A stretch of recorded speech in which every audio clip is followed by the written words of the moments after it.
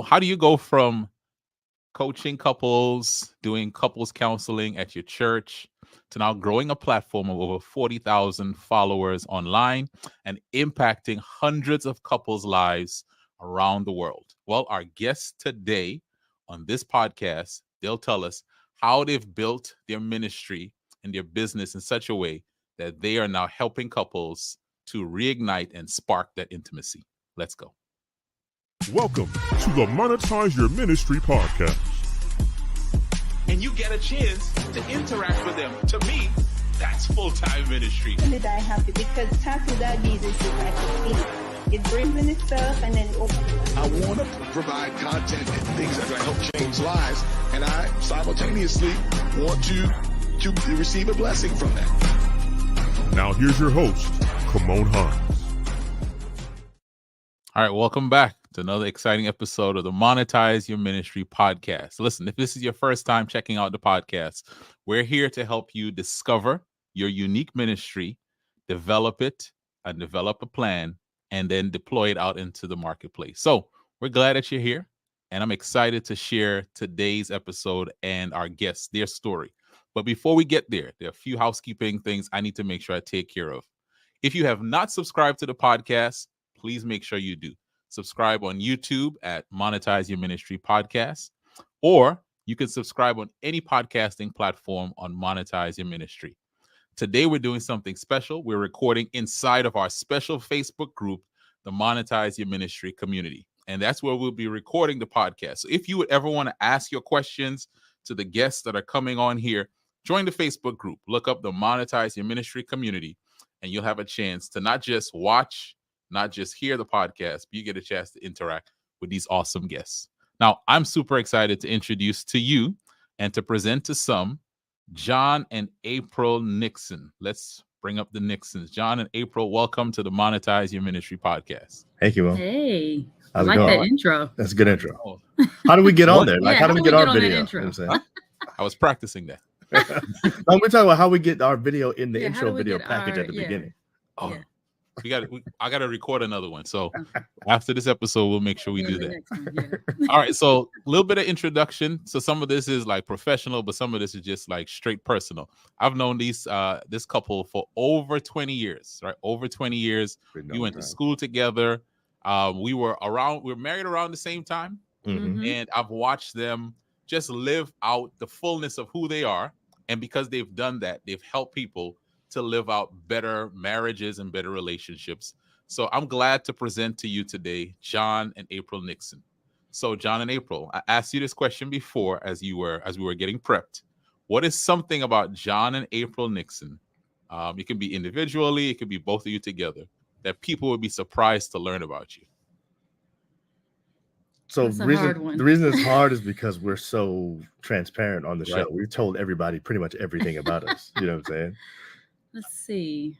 I think we've said this before, but I mean, we are serious foodies. Yeah. Oh, I mean, I don't know if that's a good one. But we're such foodies that, we'll do food in any kind of way. Like we like eating. I think our favorite place to eat food is in the bed while we're watching and Netflix. people are like, ew, but we do. We eat in the bed. Yeah, we do. And we like Well- authentic stuff. You know what I'm saying? Like, I what's don't your know. favorite? So is there a favorite type of food that you guys like? April's different from mine. Yeah, I really love sushi. Okay. Like, I thought you were and gonna say Thai. I do. Thai's your Thai favorite is my cuisine. favorite, but lately I've really been sushiing it up. Yeah, my favorite thing of all time to eat Come on. is oxtails. Really? Yeah. I thought you were a vegan. Anyway, that's another podcast. So that's the thing. I will actually come out of vegan retirement for oxtails. That's funny. That's funny. All right. So you guys have been married for how long? Tell people how long you've been married and just a little bit about even how you got into couples coaching. Hmm. Let's see. We've been married for almost 23 years. Yep, it'll be 23 years in December. Mm-hmm. All right. So we're a month ahead of you guys. Really? Is that it? Yeah. November Wow. 24th. No Okay, way. and we're December 17th. Yeah. Cool. I didn't realize I that. didn't realize it was that close. Yeah. I knew you guys were around the same year, but I Yeah. thought maybe I don't know why I thought we were ahead of them. No, they're ahead of us. Yeah. Wow. We're the best. They're the Yeah. OGs. You are. So the way we started couples coaching was like by accident, actually. I'm a career pastor. April's a career teacher. And when I first moved to my very first church, there was a couple who wanted to get premarital counseling. And they asked me if I would do it. And I said, yes. And they were old enough to be our grandparents, by the way. Yeah, that's true.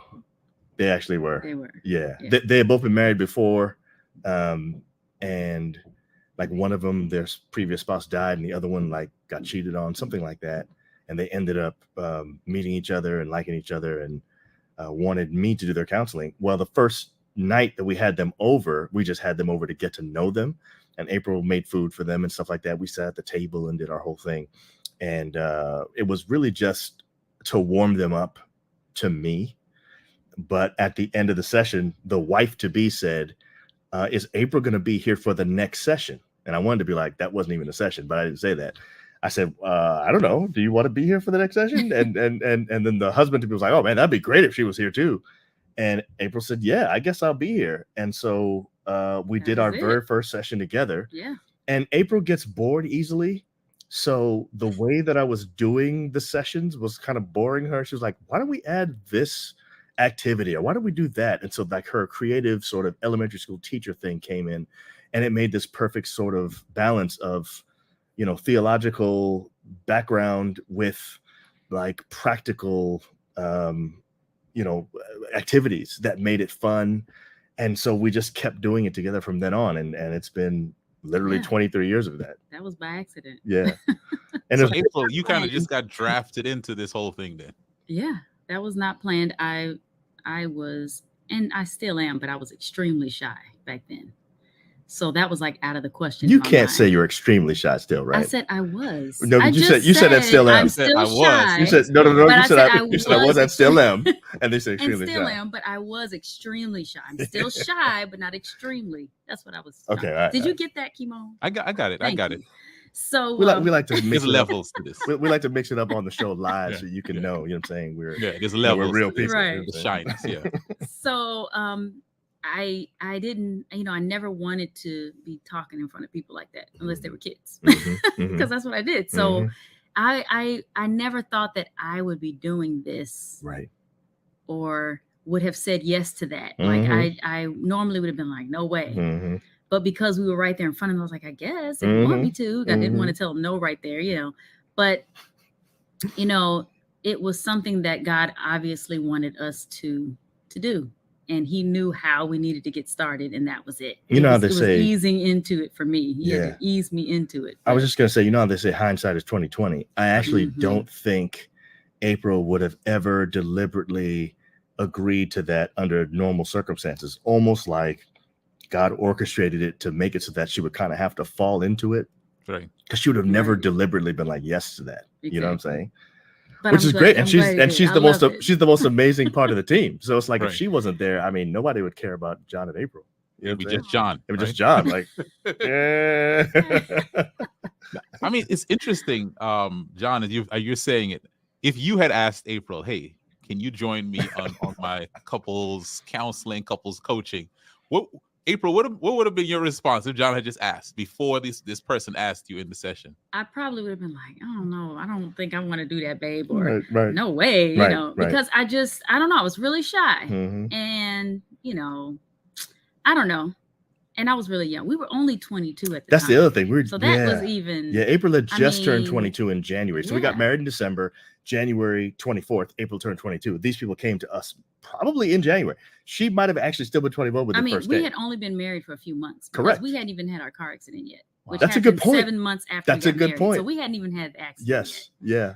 So we were literally like 3-4 months married. Right. And I was 22 years old. These older people, I was not. No way you would have said yes to that. You know, there's Yeah. no way. Right. There's no way.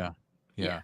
You know, this is before, and by the way, April and John, as young as they look, they're the parents of 2 teenagers. Okay, so I mean, this is one's in college, Kymone. About to be full right. emptiness. Whatever they're drinking, whatever they're eating, we just need to make sure everyone else gets that. Because Whatever I'm drinking and eating is not impacting my beard color, though. That's what I needed to do. I needed to change my John, color. just put a man. little color in that thing, man. Nobody would know. They think, oh, it's teenager. You just wanted to go Right. bald. But you brought up something which I didn't even think about this, but I always think about you two as this is a fun couple. They love life.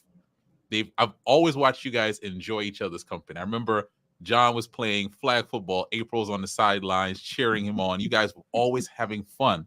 But one of the things that I think one of the misconceptions when people look at couples like yourself who are out front, when we look at your social media, it's always very upbeat, because people don't see that you guys have gone through challenges, right? You mentioned the car accident, right? That was major. And then there were some other health challenges. Yeah. Just talk about that in terms of couples, that we think the people who are happiest in their relationships have not gone through anything. And I know we're going to get to your ministry and your business, but just talk about how that has even shaped what you do and how you even work with couples. I think it's helped us to be more transparent. No question. To be able to say, it's not all roses and chocolate candies. Exactly. You're going to have some hard times, and, here are ways you can get through it, because we've been there. Kind of like that. Like, I think that those experiences helped us to be able to say, life is hard, even though you can still have a happy relationship, even through that, and here are ways, so I think this helped us with that part of our ministry. No question about it. So the two things you're referencing, well, there's really three things that we talk about all the time that we think really tested our marriage. The first was the accident, which happened 7 months into being married. Very quickly, I fell asleep at the wheel. April was in the car. My brother and his girlfriend at the time were in the car. We went over a cliff. It was a 30-foot drop at 80 miles an hour, and we should have been dead, and we survived. Yeah. So that was a big deal. We've been pregnant 3 times, but we only have 2 children because in between the first and second pregnancy, we lost a baby. And that was a very trying time for us as well. That was year 6, I guess, because John was born in 2005. Julie was born in 2007. So I guess 2006 in between there. And then the third thing was I found out I had cancer at age 32. So that was about 10 years into our marriage, because we got married I was 22. John was 5, Julie was 3. Yeah. So all 3 of those things are the things that really, I think, here's the thing I think it did for us. And it just came to my head just now. It's going to sound weird. I think it gave us street cred, and it made us feel like we could be open about something. And I'll tell you why. April and I are both pastors' kids. We're both teachers' kids too. Our parents weren't rich by any stretch of the imagination, but we did not grow up poor. We don't have the kind of past that the people that you look up to had. You know what I'm saying? The people you look up to are the ones that had hard times growing up, and then they somehow, rose above it and that kind of thing. We don't have that kind of story. And so it seemed like our marital journey began with crisis. Like 7 months. Everybody knew. Listen, everybody who knows us knew we were getting married when we went to Oakwood my sophomore year, her freshman year. Everybody knew. They called us the Nixons all the time. Yeah, they called us the Nixons back then. Yeah, and I'm saying we weren't even married. We dated for 3.5 years, and that whole time people just knew because we just clicked. And so everyone would say, I think, your story was written beforehand, and it was supposed to be sort of, easy, no problems. I think the accident gave us street cred. And I don't even think I have told been even fully transparent with that. Right. Because it was so deep. There was a lot. And it lasted for years. Oh, yeah. So that was, and for it to be 7 months, and we were 20, 22, 23. I mean, we were so young. We didn't even know how to, process it. Yeah. But the other thing was, we were so young in our relationship as a married couple that we didn't have years of experience with each other to draw on to be able to rise above that. It was tough. It was kind of the bottom. I mean, I would actually say the miscarriage and tell me if you agree with this, the miscarriage and the cancer were almost easier to deal with because of the tough time we had with the accident. Definitely. You know what I'm saying? It almost prepared us for that. It made it was like a piece of cake almost. Like cancer was really a piece of cake because that was 10 years in. It was no big deal. No, but seriously, when you first get married, you're thinking, I mean, we waited 5 years to have kids. So, we're we could have been living the life. Right. And not that we weren't, but it really was after that, that was tough for some years. Yeah. And it was the time, and I actually do talk about this. It was a time when I felt lonely in marriage. Yeah. And I would say you did too. I did. You know. I wouldn't have described it that way at the time, but right. We didn't know at the time. And then, because we can say back then now, Right. back then, you know, you weren't really going to therapists. It wasn't talked about now. Yeah. Mental health and all that stuff. No. We that wasn't even heard of. We needed them though. And we didn't even know the words big mental time. health. Right. Yeah. But we needed that, and we weren't getting it. Yeah. So we kind of were just dealing with it alone, separately. Yeah. Not alone as a couple, but alone separately. So I would say the joy that you see that we have with each other on camera is real, but it was born out of hard times. I actually think that the people who have the greatest intimacy oftentimes have lived through the greatest conflict. I mean, conflict is like it's like the road to intimacy. Yeah. It is. You know what I'm saying? So Yeah. anyway, so we tell couples all the time, like, don't shy away from it, don't run from it, don't be scared of it. On the other side of conflict is a deeper intimacy than you probably would ever have just by, you know, trying to push past stuff or act like nothing's there or whatever. But I would say that it's because we got, and I'm not trying to, you know, hint anything, but it's just true. It's because we got premarital counseling that we were able to have tools. No question. Yeah. Like, Absolutely. and we still didn't know what we were doing. Right. But Yeah. we had something to turn to, and we had people to turn to, because Yeah. we did turn to our counselors and say, We did. hey, can we talk to you guys? Yeah. You know, You're number so- one. We were having some issues that would not go away. We went back to our premarital counselors. And by the way, this is why we do a 1-year check-in with all of our people. So anybody we do premarital counseling with, they get 6 weeks with us, and then we give them a 1-year check-in that they can use at any time during their first Because year of we marriage. needed that. We needed that. It was beautiful. Yeah. It was Yeah. like, and we just needed that one time. And it was like, Mhm, they just gave us mhm. some clarity that was like, okay. And it was like, okay, we can do this. There's Because nothing once wrong you're with us. in it, you need some. Sometimes you need some once you're in it. No question. You know? Yeah. Our guests today are John and April Nixon. They are marriage coaches, couples coaches. And as you guys are sharing, one of the things we talk about on this podcast is how you find what your ministry is. And a lot of times we don't look through the things that cause us pain, the Mhm. difficult parts of our story, the challenges we have, as a part of us finding that thing that God has shaped us to do in this world. And you guys are evidence, right? There is something that has been planted in you, but this has been pressed out of you through the conflicts, through the challenges, through the obstacles. And I think sometimes we run away from our painful experiences, not realizing God redeems those to use them for us for them to help someone else, right? So true. Yes. Yeah. Yes. Yeah, I Definitely. think there are a lot of things that we've gone through that have spoken to other people's pain in a way that instead of just sympathizing with them, we can actually empathize. Yeah. Like we know what it feels to go through that particular thing. So anytime Yes. somebody talks to us about losing a baby, we're like, yo, we've been there. Mm. And we're not trying to say we know exactly how they feel, Right. but we get it. And Yeah. immediately I notice something that happens in the eyes of the people that are talking to us. They come in there like in despair. And then the moment they realize, oh, someone else has been through this, it's like, oh, wow, okay, I'm not alone. It's a huge comfort just to know I'm not the only person who's gone through this. You know what I'm saying? And sometimes even if we haven't necessarily gone through their situation, the fact that we've gone through something Right.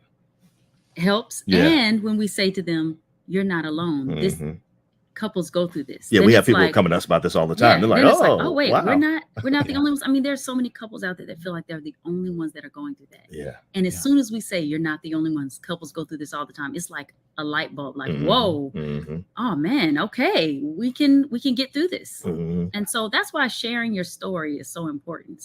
I mean, some people don't want to tell their business, you know, they don't Right. want to, Yeah. but sharing your experiences actually can help somebody else.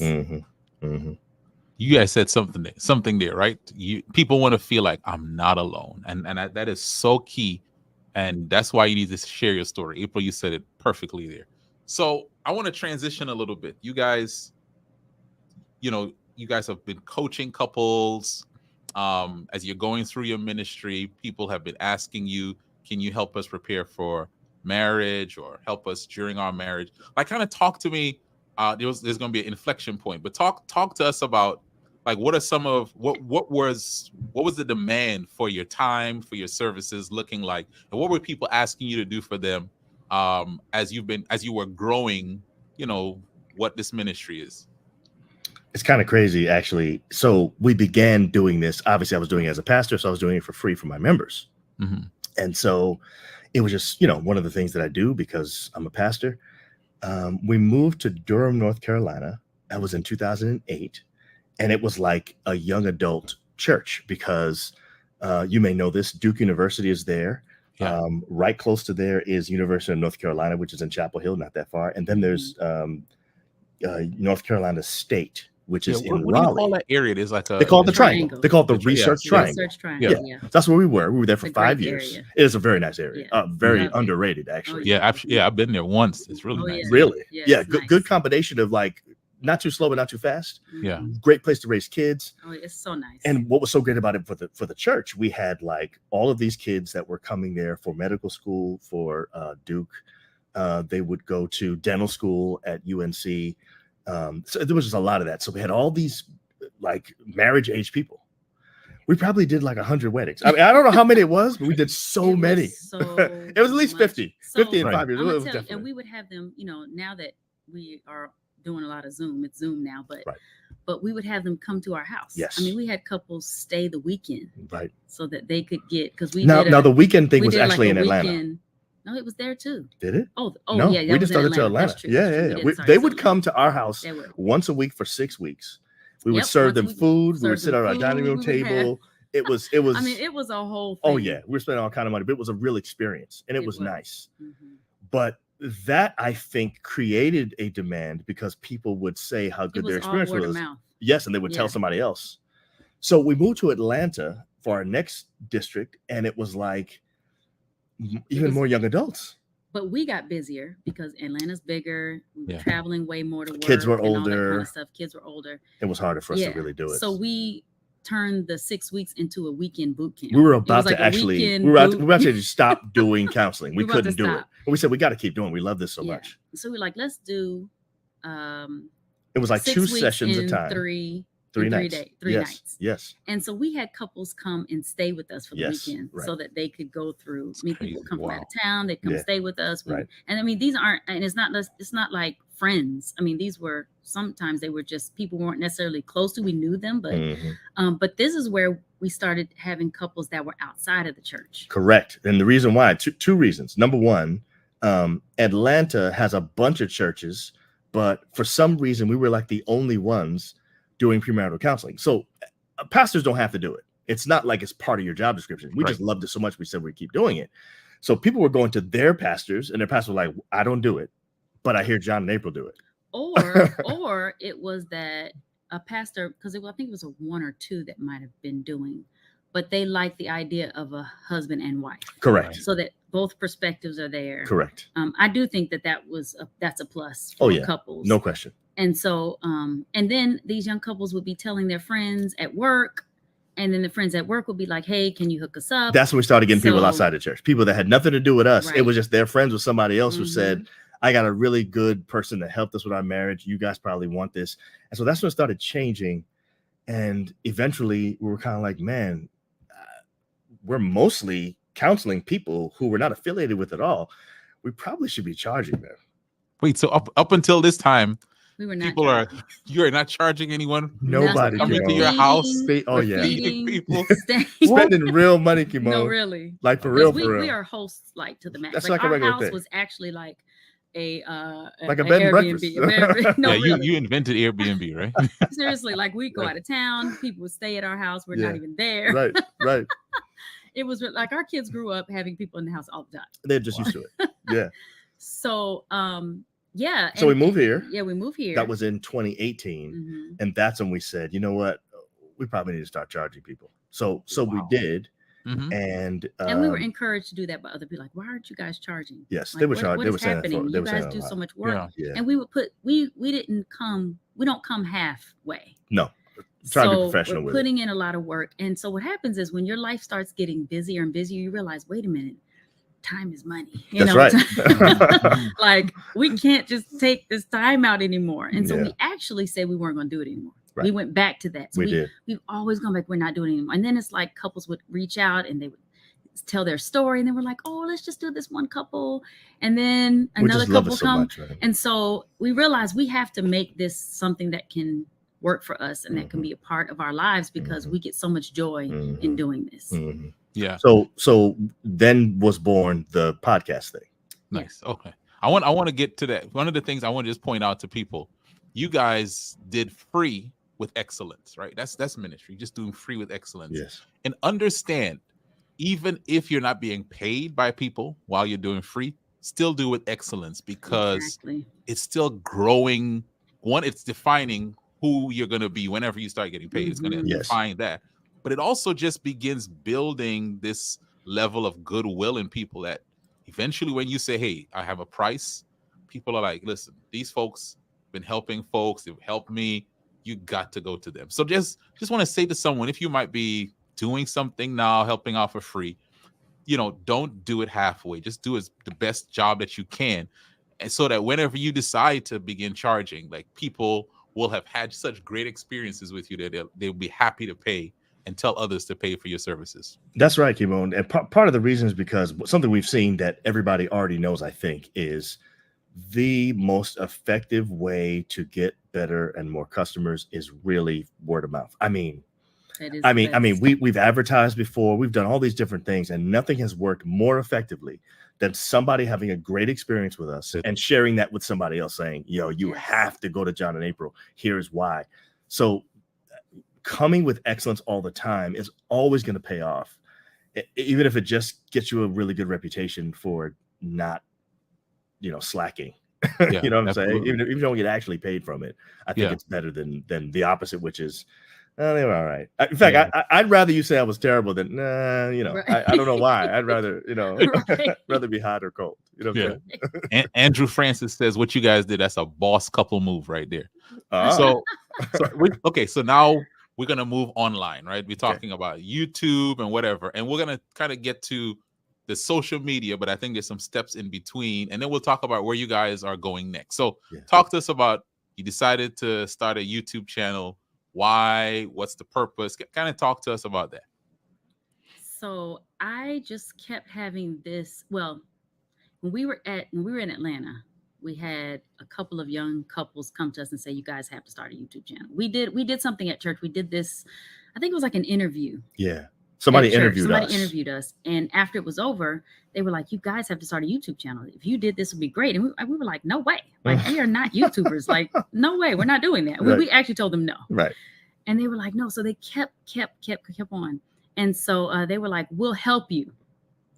And of course they didn't, because everybody's so busy. But they were like, we'll help you. Right. And so we were like, I don't know about this. So finally, I think the Onyx family, Rita and Marthel and their family, they were always they had been trying to encourage us for years. They did. And we were like, no, we're not YouTubers. That's not our personality. We don't do that kind of thing. And so I'll never forget, I think, if I'm not mistaken, we were on FaceTime with Rita and Marthel. Maybe. And we were talking to them, and they said, I think they said something like, guys, have you ever thought about a podcast or something like that? And we were like, wow, the people at church are saying the same thing.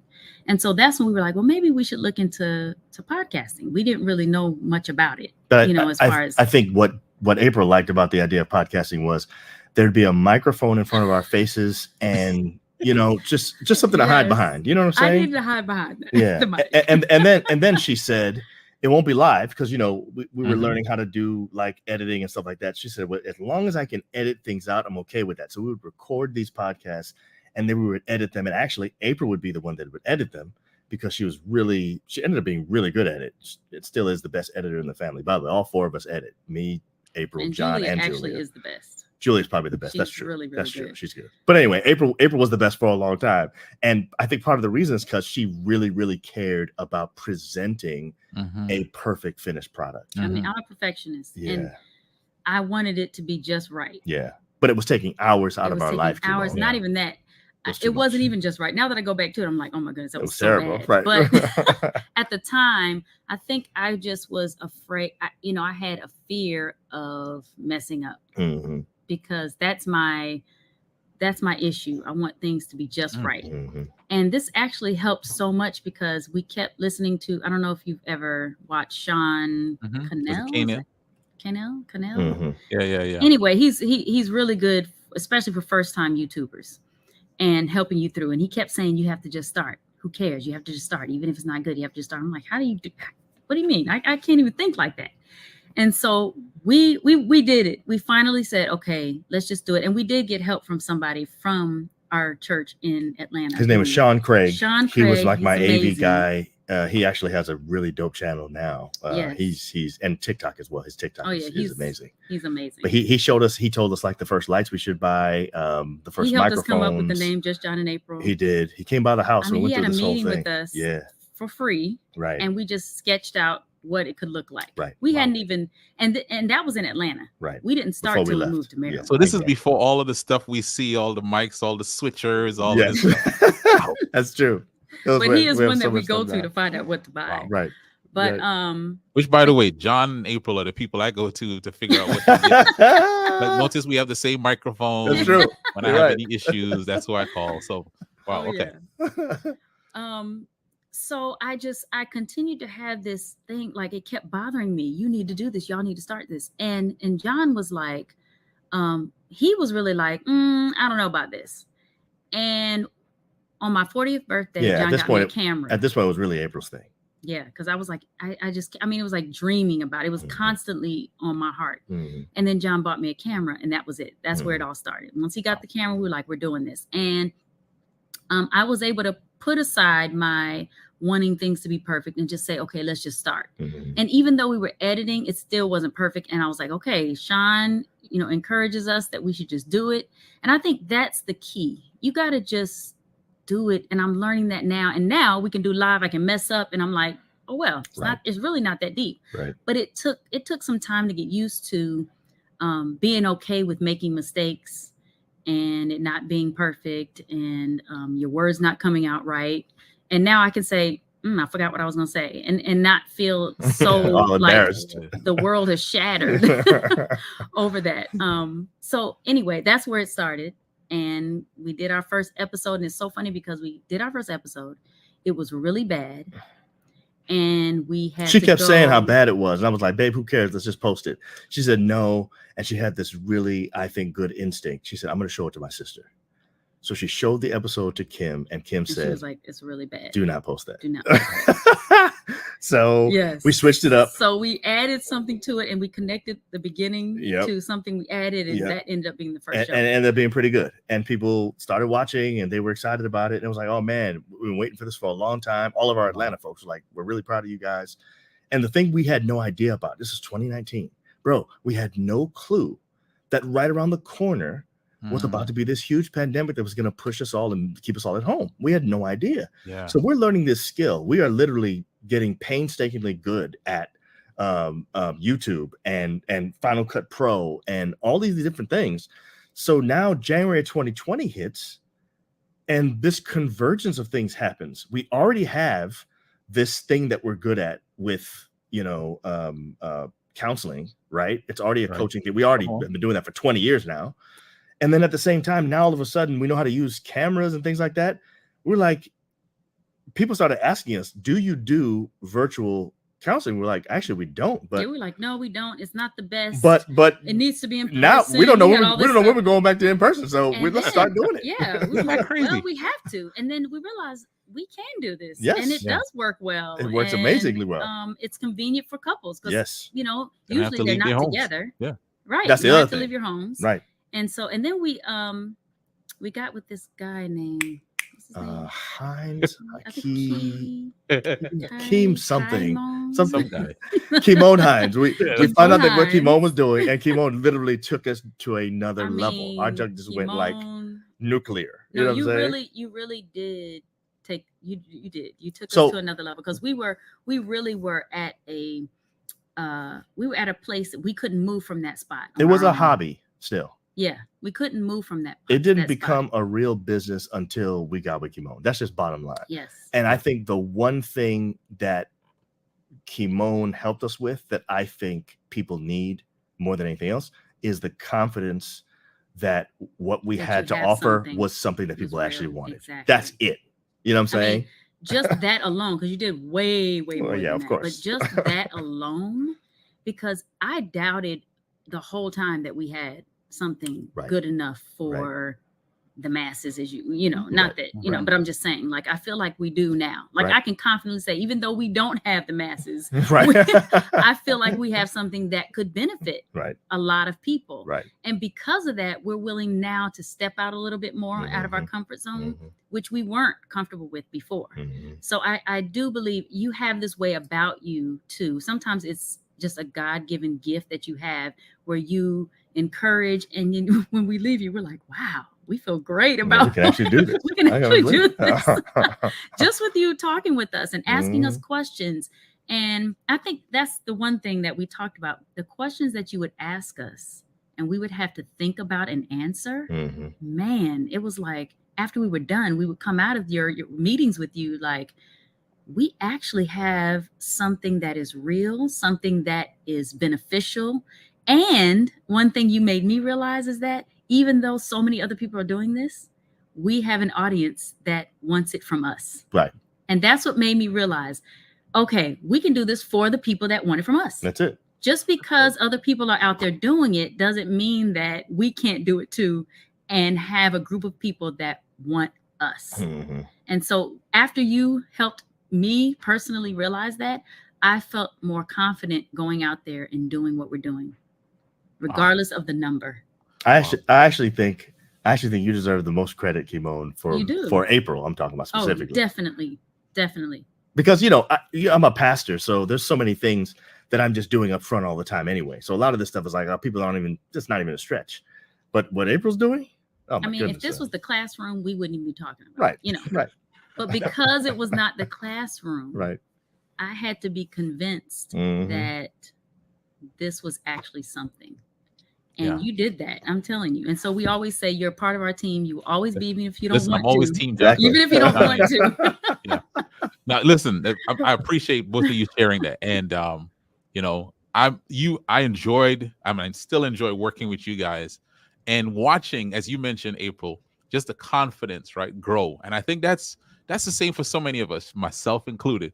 Many of us, we doubt what we have, right? We look at what other people have.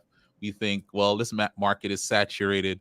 Everyone's doing this. Everyone's a business coach, right? This is stuff. Everyone's a coach. Yes. Yeah, because everyone needs a coach. But we look at all this negative, and I'm so glad that you guys stepped into what you guys had and just who you are and your story and just all of that, because of that, so many lives have been affected, right? Starting with you two, but then so many others, that ripple effect. And it's interesting, I'm going to say one part of the story. I remember you guys wanting to monetize, and you mentioned YouTube, and there's ways to monetize through YouTube, but I think just coming up with a product, right? And we talked about this, John, years before, right? How am I as a pastor going to charge for a service, right? That people expect me to give them for free, like counseling. And we talked about, well, make a product, like a book. Well, we can also do a product like an online program. And you guys put out an online program for couples. And I remember just all of the work, which just we can tell people the story now. Yes. You guys were like promoting stuff. Hey, and this is all we're going to get. And each week recording. Like creating the content the week of. Let's talk about the process of creating a product so that you could take what you would do in sessions and now make it something that people can access it on demand. Just talk about that a little bit. Yeah, it was exactly what you just said. It's crazy because April was like, how are we going to do that? Like, wait a minute, hold on. How are we going to, wait, we're going to give them all of that? And you were like, well, okay, what you do is you tell them this now, and then when is your first session? We're like, oh, it's next week. So, well, we can actually record it this week. Yeah, we weren't really creating anything from scratch. This is stuff we have. Right. We just have to record it. But let me tell you, and I was like, oh, that's a good idea. That was a genius idea because we knew we had to have it done. Oh man, we got it done. Yeah, right. You know, when you keep, because we want to write a book, but we don't have nothing that's motivating us to get it done. Right. There's no deadline, right? There's no deadline. Right, exactly. We need something. Deadline. That was a real deadline because these people had paid. Yes, and they're waiting on the next thing. Right. So it was really great, and it helped us to realize we actually do have a product. Right. Like Yeah. you're right. You kept saying, guys, you have all this stuff, you have this stuff, and we're like, wow, really? Like you again, you were able to help us to realize what we already had. Right. And then creating a product out of it. Now, what you helped us develop, I mean, Kymone, so we may not be making money on, I mean, we got a little money from YouTube. We got a little money from Instagram, you know, of course. But yeah, it's nothing, you know, big. But we did get a little something. We have been getting a little something. Yes. But that's not the real But that's main not the real main. area of But monetization. being able to go and work with a group of people and bring our product with us. Oh my goodness, that has just been, you know, they're like, well, what do you all have? And I will never forget our first big one. John was like, I was like, oh man, we don't have nothing. What do we have, babe? We can't take nothing with us. John was like, babe, we have a lot. We have this whole thing. I was like, wait a minute, you're right. And to see it printed on, you know, beautiful paper, making to a booklet for the people, like it was just amazing to see that for the first time. I was like, wow. So I want to say something real quick about the social media thing, because a lot of us go into the social media thing because there was a time, especially with YouTube, where YouTube was so lucrative that if you could figure out a way to get in, you could literally, if not a millionaire, become at least a thousandaire. You know what I'm saying? Like you could make serious money and quit your job just by doing YouTube. It's a lot harder now because of the saturation, like you said earlier. But the reason why it's important to still do that is because most people are going to go to your social media to basically see if you're legit. So when someone, okay, I'll give you an example. April and I just did a cruise. It was a marriage weekend cruise for a group of people. There were like, I don't know, 20 couples there, something like that, maybe 25. I don't remember. It was great. We went to the Bahamas and everything like that. They paid for the whole trip. It was a real nice experience. It really was. And we came with our two of our 4 pillars of total intimacy, which we developed with you. So here's the funny thing. We already had this concept of stuff that we were doing in our counseling, and through a series of questions from you and answers, we realized, yo, this is 4 pillars, and this is really an intimacy thing. So we came with 2 of our 4 pillars of total intimacy because they only wanted 2 things for the thing that we were there.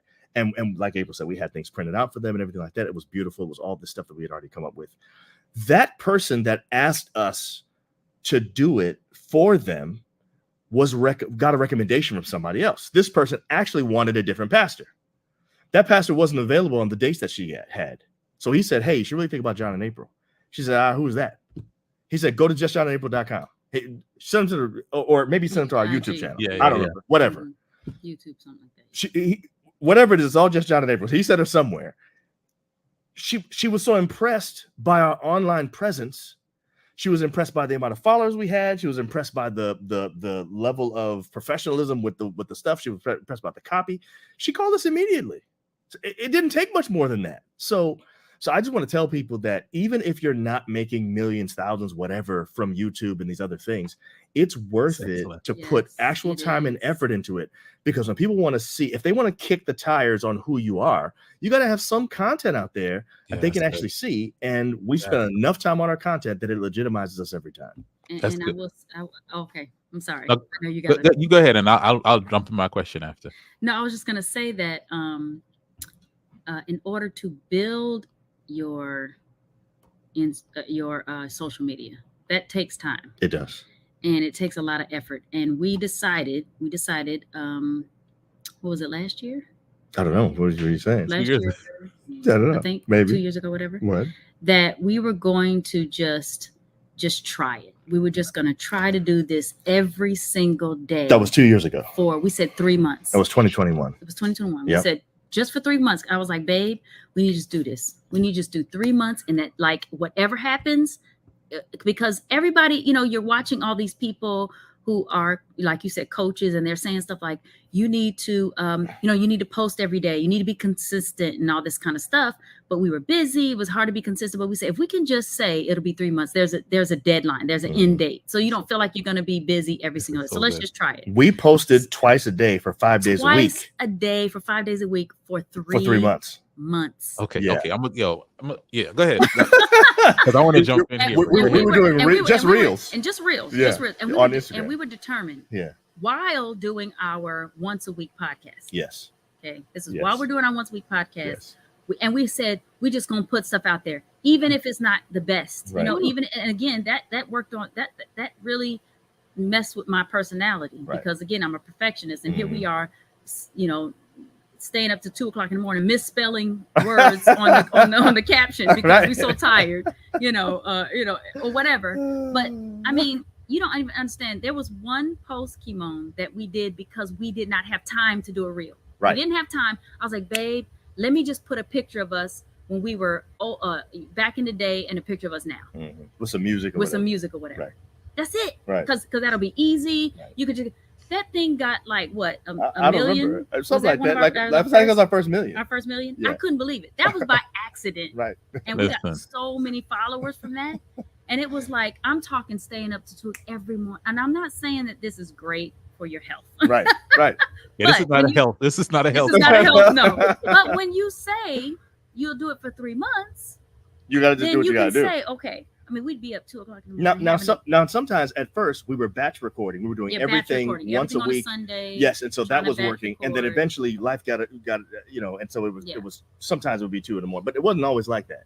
So a lot of times it was well planned, and sometimes it wasn't. But we were just determined. Let's stick it out no matter what. And let me tell you, the reason why we did this is because I said to John, these people keep saying this, and in our minds, it's like, yeah, right. Mm-hmm. And, everybody says, if you do this, you'll get this many followers. Right. Yeah, right. But what we said was, let's try it. It was almost like when we did P90X. We were like, we did P90X, like, we're watching people get these results. And we're like, you know what? Let's just follow it 100% exactly the way. And we did it exactly the way it was given. And we lost so much weight. We were diesel, best looking good, best shape we've ever ever been in our lives. And we really never gone back since then. That was years ago. Right. So we said, let's try this like we did P90X. Right. I got to jump in here. Because this is, for anyone watching, I think there's some things that you guys are sharing here. I was going to ask you, how do you get to 40,000, right? And it's that discipline of, one, we're going to do this for 3 months. Mm-hmm. A lot of us, we don't tell ourselves, okay, I'm going to try this for this long before I quit. Mm-hmm. We'll try it for 2 days, and like we didn't get any followers. All right, I'm done. But you almost gave yourself like the parameters. 5 days a week, twice a day. 5 days a week, twice a day, for 3 months, and then we'll reevaluate. Right. And I think for too many of us, that's our issue. Too many of us, my hand is raised. Like, we need to like give ourselves a period of time that I'm going to try this thing, be consistent, even if I'm not perfect with everything. And if you're going to be doing that much volume, it's almost going to be the thing that comes against your perfectionist nature, right? Because if I'm producing so much, I can't obsess over each piece. Now, yes, 40,000. And those of you who are watching this, their hashtag, their handle is on there. Go to Just John and April. Those of you listening, go to Instagram, Just John and April. Look at some of those reels. You guys, I mean, I think especially during the pandemic, it was almost like, what are they going to come up with next? I want to ask you that, like, for people who want to grow the Instagram, and you guys were doing reels when reels were very new. Yes. Right. Kind of tell us, for people who struggle with creativity, where are you coming up with some of these ideas to do some of your posts to make really powerful lessons, but in very fun ways? Where are you coming up with these ideas? So the very first thing is, April is already super creative, elementary school teacher, what I'm saying? There's already something there. He's always giving me the credit. But she's also an actress. That's a very smart man, right away. No, I'm just being serious. I'm not blowing smoke right now. Everybody that knows April knows, because she's, like she said, she's shy. So you wouldn't know this about her. She's actually like an actress. Like, she always does funny voices and is always mimicking somebody really well. And she does all these different things. And so a lot of the creative ideas really came from her. I had some good ones too. But for the most part, it was April. I would say, though, that once you start getting into it, your creative juices just start to flow. It's like you're flexing a muscle and you're building the muscle, and eventually it just becomes better. At first, it was just us copying other people's stuff. we would see another reel, and we would say, we would never copy it exactly like that. We would just say, oh, remix. Yeah, but what we would do is we would take their thing that they talked about, and they're talking about like food. And we're like, yo, that has an intimacy connotation. Right. Let's do the same thing, but let's do it for intimacy. You know what I'm saying? Mm-hmm. So that was the real first. That's kind of the secret, I would say. If you're already on social media and you're watching a lot of these things, try to see how you can repurpose and reimagine this thing that you're watching that's so funny or so relatable. Yes. See how it can basically translate to your particular industry. If you're like into, computers or whatever, maybe you're doing something with cybersecurity or whatever. I don't know. There might be a correlation between what you're watching about marriage and cybersecurity. I don't know. And just try to think of it that way. And what you'll find is relatable is relatable. There's certain things that people just connect with, no matter what the actual subject is that you're talking about. And once you find that sort of thing, it's like you keep trying stuff. This is the other thing, by the way. We were not scared to try things. Most of the time at the beginning, especially in the first 2 weeks of this 3-month experiment, we were actually just testing things. Oh, hold on. There's a word you just said. What? Experiment. It was an experiment. Yes, it was. Kymone, that's all it was. That's right. It was a 3-month experiment. No, that's it. For a lot of us, imagine, because experiments aren't like pass or fail, right? Right. Yeah. Right. What does this do? What will Let's happen? see what What do happens. we Yeah. So we would so we had several different kinds of content. We had 5 different kinds of things we would do. One of them was like lip syncing. It was an audio of somebody saying something, and we would actually record ourselves moving our mouths to the same thing and then making it an intimacy thing, right? That was like the biggest one. That was probably the most funny. Mm-hmm. Some of it was like skits that we come up on our own. Other times we would take clips from our Wednesday night episode and put the words up on the screen with music behind it and have like a message or something like that. So we had all these different kinds of things that we were doing, and we would just try different things. Sometimes we would say, okay, let's put the whole minute of this clip on here. Well, let's try that same thing, but for 30 seconds. Let's do this kind of song. Yeah. Hey, what if we did hip hop instead of whatever? Oh, this is like a surgery thing, because one time we put a clip of me getting my cancer surgery, and she talked about how whatever, and she put like an inspirational. There was somebody talking about God doing something in behind. It was just experiments, bro. I mean, literally, and we're throwing stuff at the wall and seeing what sticks. And when something would work, we'd say, "Oh, the algorithm likes that. Let's keep doing that." And eventually, we figured out this is what works. Yeah, and I think looking at your numbers. Yeah. Go ahead. Oh, go ahead. That's good. No, looking at your numbers, like when you see, okay, that didn't really work well, or we need to look at that. I mean, at one point, we weren't doing any closed captions, I guess. What do you call it? Yeah. Where the words come up that you say on the screen. Yeah. And we realized, man, when you don't do that, you don't get as much engagement when you have the closed caption. Because I told John, I said, this is what I told him. I said, I want to create reels in a way that what I want to watch. Like, why do I do this? Well, I know when I watch reels, I'm usually watching them muted, like it's muted. Yes, you're at work. Or I just like to do that. Like it's quiet, and I just want to see what's happening. And so the closed captions help so much. I'm like, we have to do that. And Sean Connell, whatever, he was saying that that's the best as well. But we realized, wow, we get more engagement this way. So sometimes you have to sit down and I guess analyze your engagement, or the way that you respond to the different types. And then we say, you know what, people don't really like those. But good. You know what, we're gonna post those on a day that we don't have time to do something. Right. Post it anyway. I think we're afraid of just posting. But not everything's gonna be a home run. Not every single thing gonna be viral, but that's okay. And I think sometimes we get discouraged when you only see a certain amount of likes or a certain amount. Yeah. We don't need to let that kind of thing discourage you. Right. That's so good. So I want to ask y'all just real quick. John, and then April, you answer. What was the favorite reel? The one that you like the most? Each of you. My favorite reel? I can tell you right now. I know what it is. You don't know. Go. Which one? There's this one of April. She has like glasses, like she's a teacher. I know which one. I know that one. And you can hear Denzel talking in the background. Yeah. And it's basically a reel about men being able to know how to stimulate their wives. Yes, I remember really that. what it is. Yeah. And, it's hilarious. And so we actually have we have that pinned, I think. Yeah. If you go to Just We John and do have April it right pinned. now, we have that particular reel and a couple others pinned to the top. And April, it's what's yours? in like a jacket with like Yeah, like a professor. on. Yeah, that's my April, favorite. what's yours? Mine is when we're like in the studio and it was a Oh yeah, this one where she's singing. Yeah. Yeah. It's like one where she's supposed to be in the recording studio, recording a song, and it was and the producer keeps cutting off the singer, right. and he gets frustrated. And we were talking about how that happens in a relationship. You're trying to explain how you feel, and your partner keeps cutting you off. Right. It was right. That's one of my favorites. Yeah, that's actually. a good one. Listen, Yeah, y'all. she acted on that one really well too.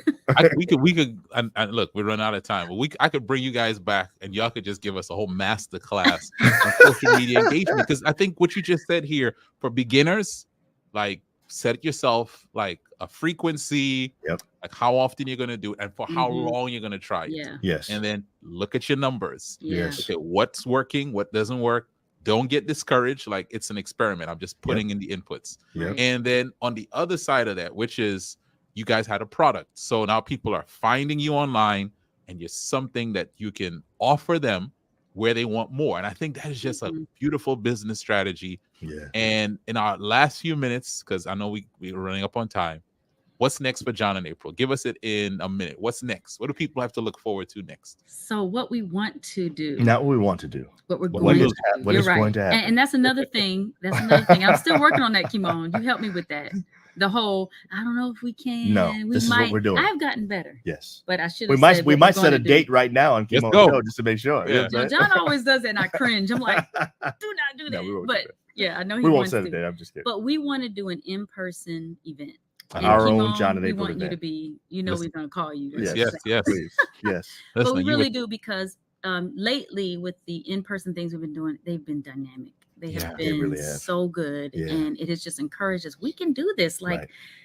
we don't have to always go to other people's events. We can have our own. And so that's what we really want to do. We already have some people in place who have said they're willing to help out that are really good in certain areas where we need help. So that's our next thing. And let me just, our next can I just give you a experiment. piece of what we have in mind? give it to us, So give first it of to us. all, we want something that's like a John and April experience. Mhm. There's certain things that we like. We want things to be very high class and well done all the time, but there's a certain experience that we want people to have that we're sort of trying to curate. The way that the lights will look, the kind of music that will be playing, the venue that we go to, what we'll all be dressed in, the way that we eat, like, just tables that are like, I don't know, stand-up tables where little hors d'oeuvres on them. It's a whole little thing. We're just thinking of an entire experience where it's really about us creating a community of couples that can come together to transform each other's lives, like just to relate to each other. But we want to do it in a way that's like sexy. Yeah, basically. Yeah, that's the word. I can't think of another way of putting it. Why was John dancing around the word, April? Listen, why is he dancing around? Exactly. Say the word, John. So that April can say it. You know what I'm saying?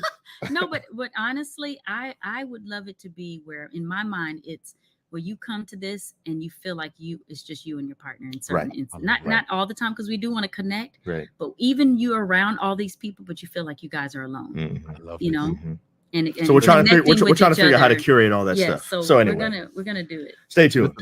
Well, for those watching this podcast, whenever this happens, we're gonna make sure we run a special ad on our podcast so that you can know about that. And for now, make sure that you go to. I'm gonna make sure I put it up on the screen here. Go to follow them on Instagram at Just John and April. So here it is, Just John and April. And your website, say it for us so that those of us who are listening, we can go to it. Same exact thing, www.justjohnandapril.com. Mm-hmm. That's it. Yeah. That's it. Feel free to come. Easy for everybody. And we have a free intimacy assessment that you can take on there. And there's some other things. We got some classes and some online courses and different things on there. So just check it out, see what you think. Mm-hmm. Awesome. Listen, folks, our guest today, I mean, that's the price of admission, just telling us how to grow our social media, but in a way that helps us to take some of the stress and the pressure off. So John and April have been our guests today. Thank you for being on. And those of you listening, take the knowledge, the expertise, all the stuff you learned, go take your ministry into the marketplace. Thank you for listening to the Monetize Your Ministry podcast with Kymone Hines. For more information, visit our website at www.monetizeyourministrypodcast.com. That's www.monetizeyourministrypodcast.com. Find us on YouTube, Spotify, and Apple Podcasts.